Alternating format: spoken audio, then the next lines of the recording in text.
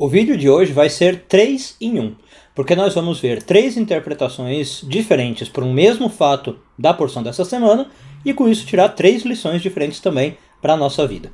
Eu sou Yair Alon e essa é a Energia Semanal.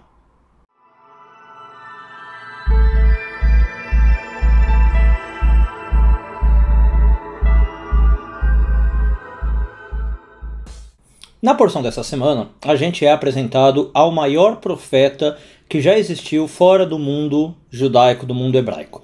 Dentro do mundo hebraico, Moisés é tido como o maior profeta, né? E tiveram vários outros também muito bons, só que inferiores a Moisés. Então você tem Isaías, Jeremias, Daniel. Fora do mundo judaico, o profeta mais poderoso, né? Podemos falar assim, que tinha, se chamava Bilam. Em português traduziram o nome dele Balaão. Muito bem. A história do Bilam, talvez vocês já conheçam, mas para quem não conhece, vou falar rapidinho. O Bilam é contratado por um rei chamado Balac, e ele é contratado para quê? Para acabar espiritualmente com o povo de Israel. Como acabar espiritualmente? No sentido de fazer um trabalho espiritual, né, uma coisa do lado negro, magia negra, para acabar com o povo. Então o Balac chega e fala assim: Bilam, eu quero que você vá até o acampamento israelita e amaldiçoe os israelitas com o poder espiritual que você tem. E o Bilam, depois de hesitar um pouco, acaba indo e tal, e ele sobe um morro para poder ver o acampamento israelita de cima. E aí acontece uma coisa curiosa. Na hora que ele vai amaldiçoar o povo, ele não consegue.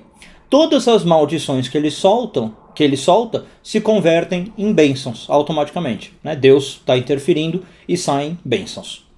E uma das bênçãos que o Bilam faz, ela é tão bonita, tão poderosa, que ela inclusive foi incorporada na liturgia rabínica. O que significa isso? Ela virou uma oração. Então existe no judaísmo as bênçãos que você faz pela manhã, quando você acorda, e uma delas, não sei se você sabia, era uma maldição do Bilam. A bênção está em Números 24, 5, e inclusive também virou uma música muito bonita, depois você pode procurar no YouTube. Chama-se Matovo, ou Matovo ou Alecha. O que significa isso? O Bilam, como eu falei, olhando o acampamento, diz o seguinte: Matovo ou Alecha Yaakov, Mishkenotecha Israel. Matovo ou Alecha, como são boas as tuas tendas, Yaakov, ó Jacó, Mishkenotecha, as tuas moradas, Israel. Então, ele faz esse elogio. Agora, a pergunta aqui é: o que tem de tão poderoso nesse elogio? Aparentemente, ele só está falando assim: olha, as suas tendas, as suas casas, as suas moradas são bonitas, são boas. Né? Por que isso foi tão especial a ponto de entrar na reza judaica? Então agora nós vamos para as 3 interpretações que eu falei para vocês. Sempre que a gente fala de interpretações, uma das mais legais da gente começar a ver é Rashi. A gente já citou muito aqui no canal, né, no YouTube. O Rashi é o comentarista por excelência da Torá.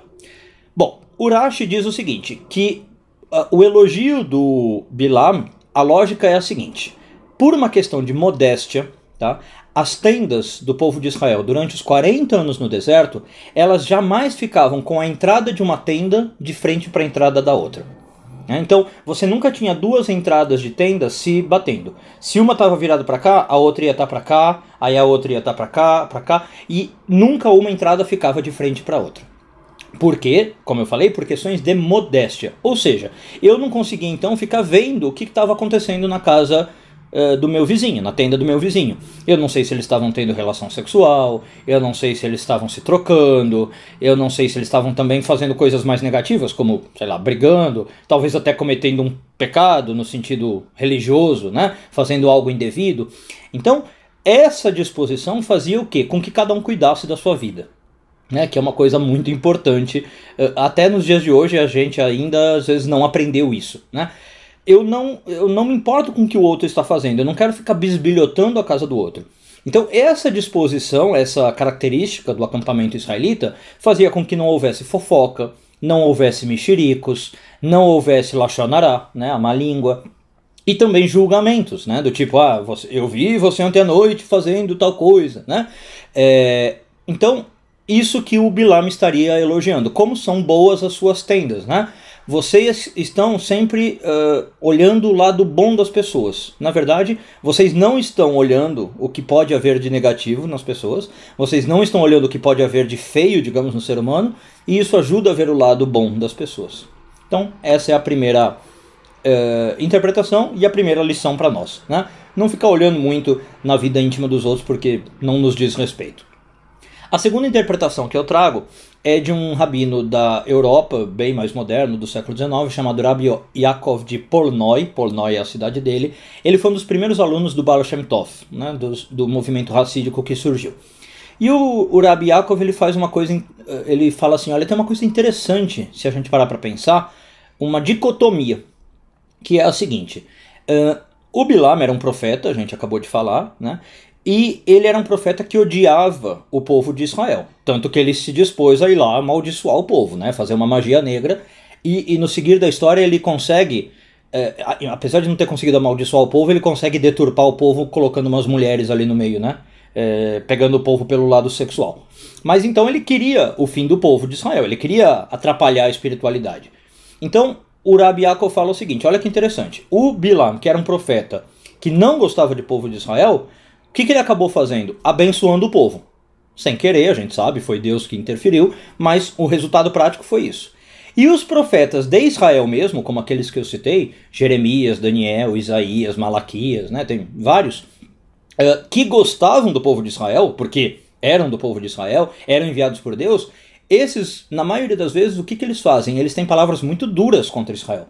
Se você já leu o livro dos profetas, geralmente eles criticam Israel duramente e falam assim, vocês são infiéis, vocês não têm crença em nada. Tem uns que são bem categóricos de usar quase que xingamentos, né? A Bíblia não tem xingamento, mas pega bem pesado. E aí o Rabbi Yaakov fala que olha que interessante então esse paradoxo, né? Um cara que odiava tanto acaba abençoando e os profetas que realmente estavam preocupados com Israel, gostavam de Israel, usavam essa linguagem tão pesada. E aí a conclusão do Rabbi Yaakov é que muitas vezes é assim na vida também, né? Às vezes a pessoa que vem para nós só com palavras muito lisonjeiras, muito bonitinhas e só fala bem de nós, dá bênçãos, às vezes na verdade o que ela sente por dentro é o que o Bilam sentia pelo povo de Israel. Às vezes aquela pessoa está mascarando um ódio que ela tem por você, uma raiva, e você não pode confiar muito naquelas palavras, né? E por outro lado, às vezes justamente quem quer o seu bem é que vai te falar coisas um pouco mais difíceis de se ouvir, né? Às vezes esse é aquele verdadeiro amigo, a verdadeira pessoa que está preocupada com você, né? Não é agradável a fala do que você tem, né, para ouvir, mas aquela pessoa está fazendo por verdadeiro amor. Então, às vezes é o que acontece com membros da família, né? É o que o pai fala, o que a mãe fala, o que um amigo próximo fala. Na hora que a pessoa fala, magoa, mas a pessoa está fazendo porque realmente se preocupa com nós. Então, uma segunda interpretação, pegando a história do Bilam e as bênçãos, e uma segunda lição para a nossa vida. E a terceira, como prometido, de outro rabino também um pouquinho mais moderno, depois ainda do Rabbi Yaakov, já século XX, chamado Rabbi Alter. O Rabbi Alter, ele faz a pergunta no seguinte sentido. Quando o Bilam abençoa, parece ter uma repetição desnecessária na benção dele. Porque ele fala, como são boas as tuas tendas, as tuas moradas. Ele não precisava falar tendas e moradas. É a mesma coisa, né? Se eu falo tendas, eu já estou implicitando moradas. Se eu falo morada, eu já estou implicitando tendas. Então por que ele repete? O Bilam repete essas duas palavras. E aí o Rabbi Alter fala, na verdade não é uma redundância, tem uma lição aqui por trás. Qual que é a lição?